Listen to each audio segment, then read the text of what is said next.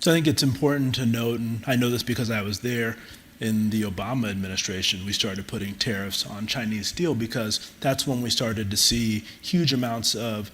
Chinese overcapacity, both in steel and aluminum, and we took steps there. I think the difference between President Biden and the previous administration is that while we're going to act in our economic interest, and we're going to put tariffs on steel where we see overcapacity, and he's called on USTR to do that here, we're also going to do it with our allies and partners, not to our allies and partners. Because fundamentally, the message that Secretary Yellen delivered to the Chinese was that the overcapacity concern is not an America-Chinese concern, it's something China is doing to the rest of the world. That's why when she went to China, she didn't only meet with American businesses there, she met with American, Japanese, and European businesses to say that ultimately what we want is a level playing field. If we have a level playing field, American companies are happy to compete and win business in the world. But if China continues to ship out overcapacity, that's not good for America, it's not good for Europe, it's not good for the rest of the world. So what the president's committed to doing, and we're talking about this actively, is in addition to using